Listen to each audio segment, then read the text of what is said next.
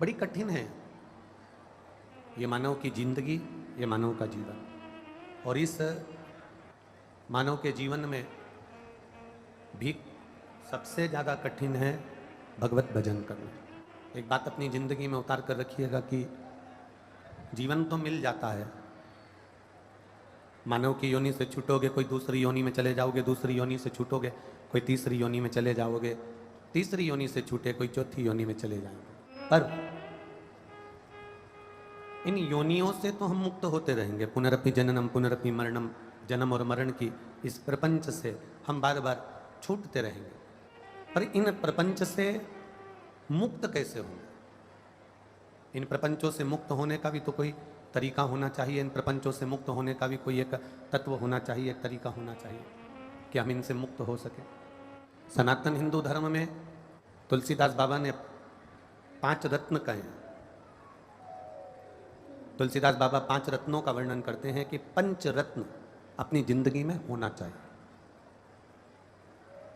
जितने भी भाई बहन आस्था चैनल के माध्यम से कथा सुन रहे हैं, फेसबुक यूट्यूब के माध्यम से कथा सुन रहे हैं, या इस पावन प्रांगण्य में बैठकर कथा सुन रहे हैं, वो भी इन 5 रत्नों का स्मरण रखें। तुलसीदास जी कहते हैं ये 5 रत्न जिसके पास में होते हैं वो जिंदगी में कभी दुख को नहीं पाता। पहला, संत का मिलन, गुरु का मिलन, संत का मिलन, तपस्वी का मिलन, कोई भगवान का अविरल भक्त हो उसका मिलन। 5 रत्न में से एक रत्न है भगवान के भक्त का मिलन, संत का मिलन, साधु का मिलन। और 5 रत्न में दूसरा रत्न है भगवान की कथा। चाहे तुम राम जी की कथा सुनो, चाहे तुम शिव जी की कथा सुनो, चाहे तुम कृष्ण की कथा सुनो, अगर आप भगवान की कथा में रमे हुए हो, शिव कथा में रमे हुए हो, तो समझ लेना 5 रत्न में से एक रत्न आपके पास में है, हरि की कथा, प्रभु की कथा, भगवान की कथा। एक रत्न तुम्हारे पास है। थोड़ा प्रेशर बढ़ा।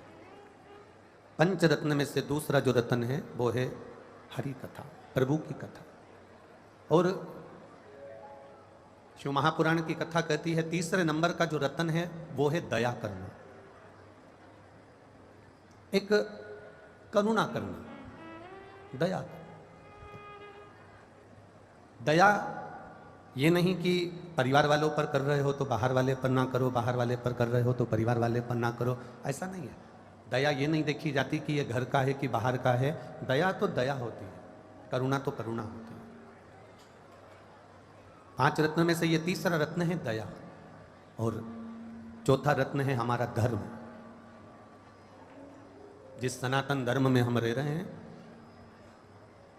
उस धर्म में हम क्या अच्छा कर जाएं, उस धर्म में हम क्या अच्छा कर सकते हैं और क्या अच्छा कर दें, ये धर्म की रक्षा कैसे हो सके।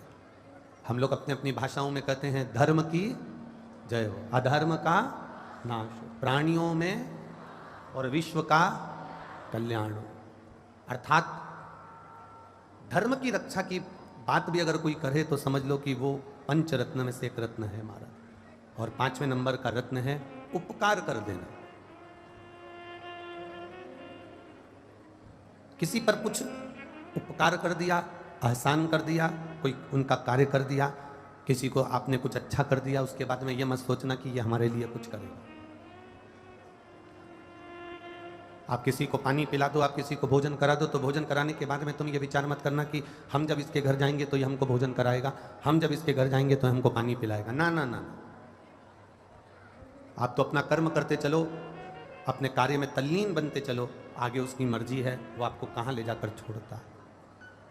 5 रत्न में तुलसीदास जी लिखते हैं 5वें नंबर का रत्न है उपकार कर देना। और उपकार कर कर, किसी का कार्य कर कर, उपकार कर कर छोड़ देना कि अब आगे उसकी मर्जी, आगे उसका मन है, आगे उसकी मर्जी है। ये उपकार करने के बाद में छोड़ दिया। पर शिव महापुराण की कथा कहती है कि जो ये 5 रत्न हैं, इन 5 रत्न में सबसे प्रबल रत्न कौन सा है? तो कहा इन 5 रत्न में सबसे प्रबल रत्न है किसी संत सतगुरु का, किसी शिव भक्त का, किसी राम भक्त का, किसी कृष्ण भक्त का आपसे मिलन हो जाना। और दूसरा रतन भारी है, भगवान शंकर की कथा को श्रवण कर लेना, भगवान की भक्ति को श्रवण कर लेना। ये बहुत कठिन है।